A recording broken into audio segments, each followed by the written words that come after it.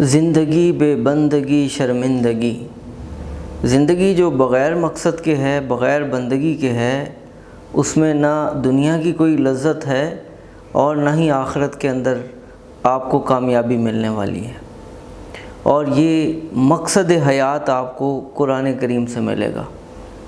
اسی پہ بات ہوگی انشاءاللہ۔ انسان جب مقصد حیات سے ہٹ کر لذتوں، خواہشوں اور اپنی تمناؤں کی تسکین اور تکمیل کے لیے اپنی صلاحیتوں کو لگا دیتا ہے اور ادھر ہی کوشش کرتا ہے، تو پھر اسے وقتی طور پہ ایک لذت تو ملتی ہے، لیکن یہ لذت دائمی نہیں ہوتی اور یہ سکون قلبی نہیں ہوتا، اور یہ کامیابی کوئی بڑی کامیابی نہیں ہوتی۔ مقصد حیات کہاں سے ملے گا مجھے؟ یہ ہر ایک بندے کی ضرورت ہے۔ بعض لوگ کہتے ہیں کہ بس آپ سوچتے رہیں اور آپ اپنی صلاحیتوں کو دیکھتے رہیں، وہاں صلاحیتوں میں غور کرنے سے آپ کو پتہ چل جائے گا کہ آپ کو کس چیز کے لیے پیدا کیا گیا۔ ٹھیک ہے، صلاحیتوں میں غور کرنے سے یہ پتہ چل سکتا ہے کہ میں کیا کر سکتا ہوں اور کتنا کر سکتا ہوں، لیکن یہ نہیں پتہ چل سکتا کہ مجھے ساری کوششیں کس جہت میں لگانی۔ ڈائریکشن آپ کو جہاں سے ملے گی وہ اللہ کی طرف سے رہنمائی جو ہمارے پاس آئی ہے، قرآن کریم کتاب ہدایت، یہاں سے آپ کو رہنمائی ملے گی، ڈائریکشن ملے گی کہ اس ڈائریکشن میں تم نے کام کرنا ہے۔ اب اس ڈائریکشن میں چلتے ہوئے آپ کے سامنے جتنے بھی شعبہ جات آئیں، جتنے بھی چیزیں آئیں، کام آئیں، ان میں سے جو دیکھیں آپ کے اپروپریٹ ہے، مناسب ہے، آپ کی صلاحیتوں سے میچ کرتا ہے، اسے پکڑ لیں، اس پہ پوری تگ و دو کر دیں، اس پہ پوری جد و جہد اس کے لیے وقف کر دیں، تو یہ ایک درست طریقہ ہے۔ اور مقصد حیات ایک سوچ اور خیال کا نام نہیں، بلکہ یہ ایک تڑپ ہے، ایک فکر ہے، ایک نظریہ حیات ہوتا ہے۔ اس کے لیے آپ اپنا تن، من، دھن سب کچھ قربان کرنے کے لیے تیار ہو جاتے ہیں، اور ایک عملی جد و جہد شروع ہو جاتی ہے، اور اس میں انسان قربانیوں کو نہیں دیکھتا کہ میں کیا کیا قربانیاں دے رہا ہوں، وہ اپنے مقصد حیات کی تکمیل کے لیے ہر کٹھن سے کٹھن گھاٹی سے گزر جاتا ہے، اور وہ ہر طرح کی مشکل کو آسان سمجھنے لگ جاتا ہے، اور اسے دنیا کی جو بھٹی ہے وہ اسے کندن بنا دیتی ہے، اور اس کی سوچ ایسی مضبوط سوچ ہوتی ہے جیسے پہاڑ، اس کی سوچ سے اسے کوئی ہٹا نہیں سکتا۔ وہ سوچ نہیں ہوتی بلکہ وہ نظریہ ہوتا ہے، اور وہ اس کی زندگی کا مقصد ہوتا ہے۔ یہ ہے مقصد۔ محض سوچ اور خیال کو مقصد سمجھنا کہ میں تو مقصد رکھتا ہوں، میرے پاس تو ایک ویژن ہے، نہیں، یہ کوئی آپ کے پاس ویژن نہیں ہے۔ ویژن اور مقصد آپ کو بنانے کی بھی ضرورت ہے، اور وہ کہاں سے ملے گا؟ قرآن کریم سے، کیونکہ قرآن کریم ہمیں حقیقت شناسی کی طرف لے کے آتا ہے، اور ہم اپنے ارد گرد بھی غور کرتے ہیں، حقیقتوں کو پہچاننا شروع کر دیتے ہیں،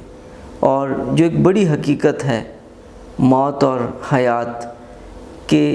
ہم یہاں پر رہنے کے لیے نہیں بلکہ یہاں سے جانے کے لیے آئے، جس کو انسان بھولا رہتا ہے،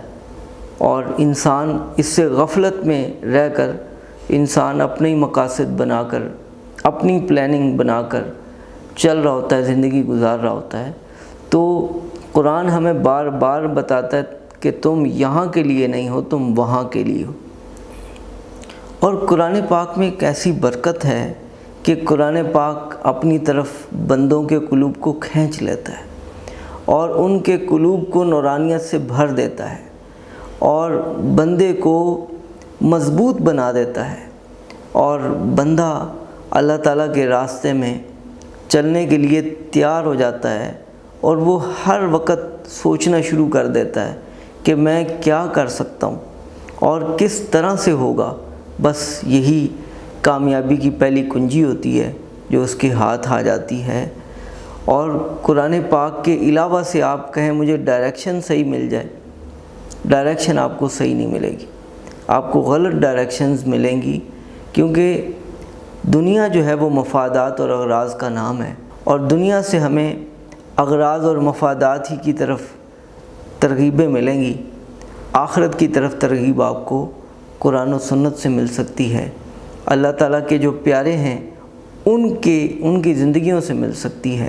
جو قرآن پاک کا عملی نمونہ ہوتے ہیں، جو قرآن پاک کے داعی ہوتے ہیں، ان کی زندگیوں سے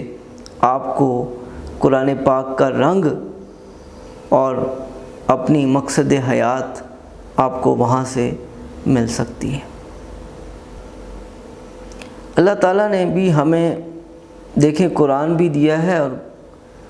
ساتھ ساتھ رجال اللہ بھی دیے، کتاب اللہ، رجال اللہ،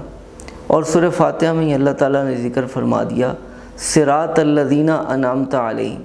ان لوگوں کا راستہ جن پر تو نے انعام کیا۔ وہ انعام والے کون ہیں؟ وہ اللہ کے خاص بندے ہوتے ہیں، انبیاء، صدیقین، شہداء، صالحین۔ ان لوگوں کی صحبت جو ہوتی ہے وہ انسان کو قرآن پاک کا رنگ عملی صورت میں دکھاتی ہے، اور قرآن پاک کی جو برکتیں ہیں وہ ان کو فزیکلی نظر آنا شروع ہو جاتی ہیں، اور اپنی زندگی کے اندر بھی انہیں قرآن پاک کی برکات نظر آنا شروع ہو جاتی ہیں، کیونکہ عملی رنگ جو ہے وہ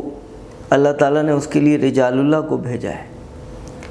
تو اسی سے یہ بھی بات سمجھ لیجئے کہ یہ جو اہل اللہ ہوتے ہیں، نیک لوگ ہوتے ہیں، ان کی پیروی کرنی ہوتی ہے، نہ کہ ان کے مزارات بنا کے وہاں پہ سجدہ ریز ہونا اور چڑھاوے چڑھانا، چادریں چڑھانا اور ختم دلانا۔ اس لیے یہ بزرگان دین نہیں، بلکہ یہ ہمارے پاس ایک پریکٹیکل لائفز ہیں جن کو دیکھ کر ہم راستے کو معلوم کرتے ہیں، اور اللہ کے نبی صلی اللہ علیہ وسلم کا جو راستہ ہے وہ اپنے قریب کے دور سے ہم پہچانتے ہیں۔ گویا کہ یہ نیک لوگ ہمارے لیے رہبر کی مانند ہوتے ہیں، ایک رہنما ہوتے ہیں جو ہمیں اللہ تعالیٰ کے راستے تک پہنچاتے ہیں، چونکہ یہ دین کو سمجھنے والے ہوتے ہیں، اور یہ اپنے سے پہلے جو اللہ کے ولی گزر چکے ہوتے ہیں ان کی عملی زندگی کو دیکھ چکے ہوتے ہیں اور ان کی عملی تربیت میں رہ چکے ہوتے ہیں، تو ان کے ذریعے سے ہمیں دین برحق پر چلنا آسان ہو جاتا ہے۔ تو ایک کتاب اللہ اور ایک رجال اللہ، اس کو پکڑ لیجئے اور پھر دیکھیے آپ کو مقصد حیات بھی ملے گا، اور مقصد حیات پر چلنے کا سلیقہ بھی، اور مقصد حیات کو لینے کے بعد زندگی گزارنے کا اچھا سلیقہ بھی آپ کو معلوم ہو جائے گا۔